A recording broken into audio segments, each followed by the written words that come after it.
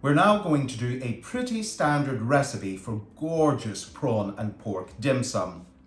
We start with 150 grams of prawns, which as you can see, I have chopped quite coarsely. We're then going to add 250 grams of minced pork. And then 50 grams of very finely chopped coriander. Into that, we will add 3 cloves of garlic, which as you can see, I have grated quite coarsely.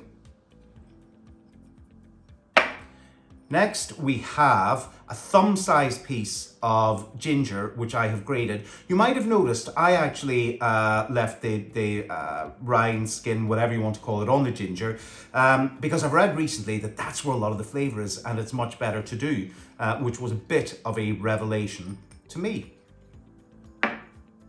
Now we're going to put 3 spring onions, which have been very finely chopped, into the mix. And now 1 tablespoonful of corn flour. Just get all of that out. And now we've got 1 teaspoon of ground white pepper. And next we'll go on to the wet ingredients. So now it's time for the wet ingredients. We put 1.5 tablespoons of rice vinegar into the mix. And then we put 1.5 tablespoons of soy sauce into the mix. Most of the authentic recipes call for dark soy sauce. I prefer light, so I'm going to pop that in. Now, 2 tablespoonfuls of sesame oil.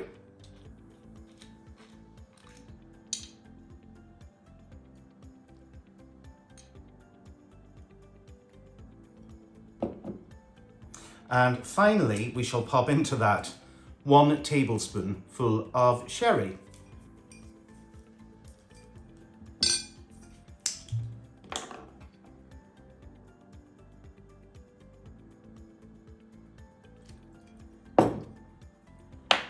And just a little grind of salt before we start mixing. Now, there really is only one way to do this.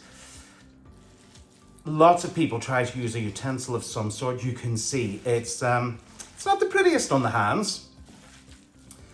It does feel quite therapeutic. It doesn't feel terrible, but it's the best way to get the proper consistency you want for a delicious dim sum. And just mix that until it's all fully combined, and that should take you not very long, about a minute or 2. And next we'll come back and I'll show you how to start steaming them. So now we've taken our bamboo steamer, and as you can see, we have oiled and lined each layer in that. Don't worry if you don't have one of these bamboo steamers. You can use any kind of steamer whatsoever. Just make sure the bottom of it is either oiled or lined with greaseproof paper, or even a cabbage or lettuce leaf, just to stop the dumplings sticking to the bottom of it. Now you're going to need a packet of these little wrappers, the dumpling wrappers, which you can get from any Asian supermarket in the freezer aisle, and just take them out of your freezer about half an hour before you want to use them. Now also have some frozen peas at hand to decorate the top of these dumplings, and for each one you just want to get a teaspoonful of that gorgeous filling and just put it into a well in your hand like so. Make sure the edges of it are well pressed up, and fill it, but not to the stage of overfilling it. And it should hold that shape together very, very nicely. And some people tuck the sides down. I just leave it as it is.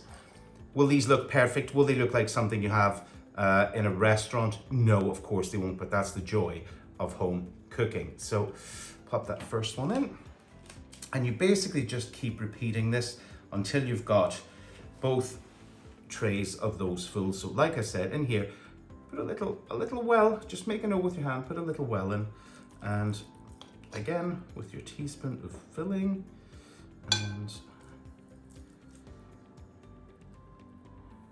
pop that in like so, and just use the teaspoon to push that down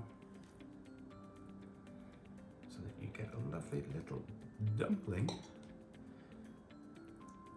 Push that down well to keep that all firmly held together, and again with your pea on top of that.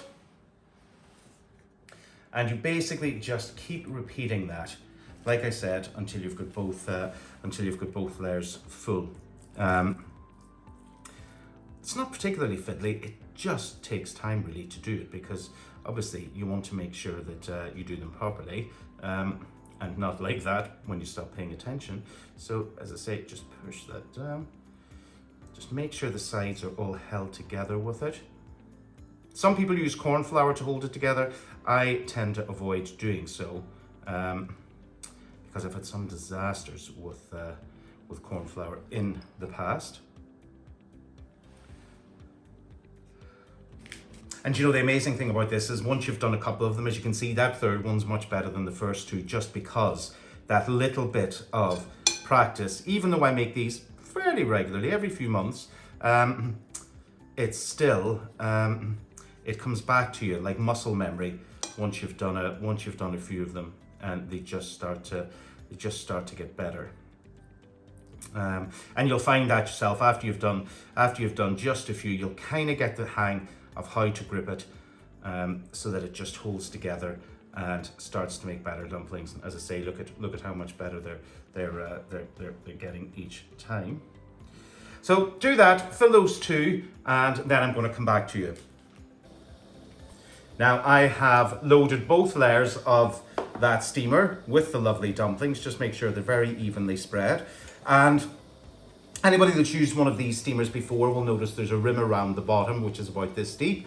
So we need to put it into a wok so that it comes up to the bottom, just over the base of this, but not up high enough that it touches the base of either layer of dumplings. So that is perfect. We'll pop the lid on and those will be ready in 6 minutes. Those have now been cooking for 6 minutes, so they should look fabulous. Look at those, absolutely perfect. We'll now plate those up and serve them. So I said I was going to plate these up. I lied, because I actually prefer just serving them like that from the table. So I'm going to take those into my dining table, leave the plates here because it's just not that authentic. Take the chopsticks in and just eat them straight from the steamer. There you have it, gorgeous prawn and pork dumplings. Many people ask what dips I would recommend for dim sum. For me, I'm a bit of a purist and there really are only two. Bog standard soy sauce, always light for dipping dim sum, not to overpower it, and also this dumpling vinegar. Both of them work wonderfully, or even half and half in the one bowl. Would you believe it? Perfect dim sum.